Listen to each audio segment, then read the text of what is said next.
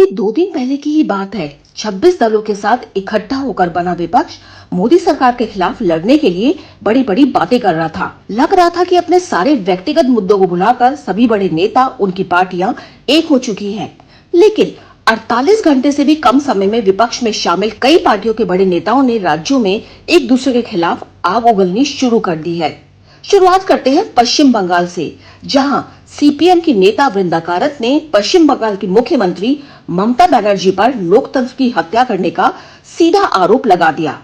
वृंदा ने कहा, पंचायत में हुई हिंसा टीएमसी सरकार के तानाशाह रवैये का ही नतीजा है। इससे पहले पार्टी अध्यक्ष सीताराम येचुरी भी ममता बनर्जी की खुले में निंदा कर चुके हैं।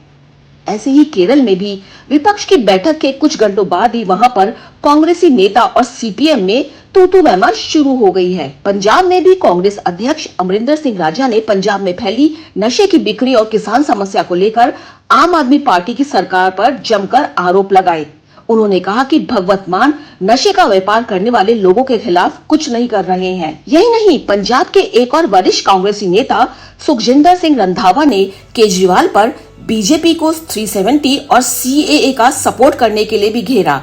उन्होंने कहा, पहले केजरीवाल इन दोनों मुद्दों पर अपना रुख स्पष्ट करे। दिल्ली में लगातार कांग्रेसी नेता अजय माकन केजरीवाल पर आरोप लगा रहे हैं। अब देखना यही है कि दिल्ली में केजरीवाल के लिए कांग्रेसी नेताओं का यह गुस्सा फूट बनकर पार्टी में बगावत करता है या नहीं। एक्सपर्ट मानते हैं जिस जोर शोर से बेंगलुरु में 26 विपक्षी दल मिलकर मोदी के खिलाफ अपनी एकता का प्रदर्शन कर रहे हैं, उस एकता की असली परीक्षा आने वाले लोकसभा चुनावों से पहले सीटों के बंटवारे के समय ही हो पाएगी। राज्यों में सक्रिय अलग अलग दलों के बीच सीट बंटवारे को लेकर छोटे बड़े दल के नेता विपक्ष की एकता की खातिर अपनी सीट कुर्बान करेंगे, इस पर पूरा संदेह है।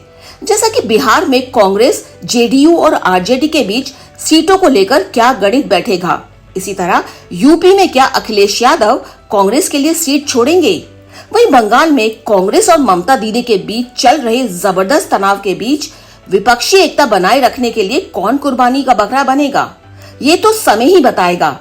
इसी तरह केरल, पंजाब, दिल्ली और कई राज्यों में सीटों के बंटवारे के समय विपक्षी एकता टूटने का खतरा बन सकता है। अब बात करते हैं विपक्षी दल एकता की एक और कमजोर कड़ी की।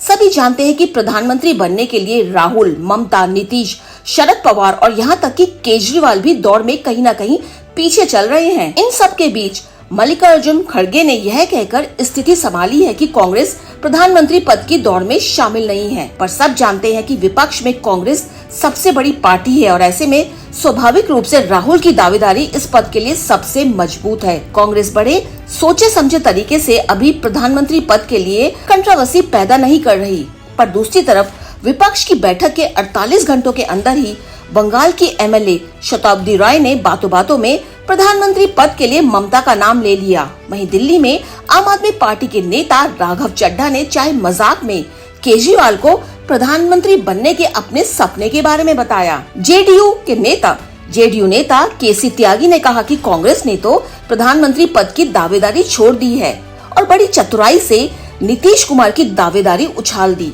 तो प्रधानमंत्री पद के लिए बाराती तो बहुत बन गए, लेकिन दूल्हे का अभी कुछ पता नहीं। दूल्हे का चुनाव हो पाता है या नहीं, या बारात बिना दूल्हे के ही चलेगी, ये तो आने वाला समय ही तय करेगा। ये तो साफ है कि विपक्ष के 26 दलों ने जोर शोर से मोदी के खिलाफ अपना गठबंधन इंडिया तो बना लिया, लेकिन एक दूसरे के लिए अपनी कड़वाहट, अपनी महत्वाकांक्षा को भुलाकर एकजुट रह पाएंगे, इस पर बड़ा सवाल है। और अगर ऐसा नहीं होता तो 2024 में एक बार फिर से मोदी विजय का नारा लगे तो इसमें कोई आश्चर्य की बात नहीं होगी। अनुजन रोहतगी, आई ऑफ ट्रुथ। हमारे चैनल आई ऑफ ट्रुथ को सब्सक्राइब कीजिए यूट्यूब पर, इसे फॉलो कीजिए फेसबुक पर, इंस्टाग्राम पर, ट्विटर पर और कू पर। हमारे चैनल के बारे में फीडबैक देने के लिए हमें मेल कीजिए ioftruth.6@gmail.com पर।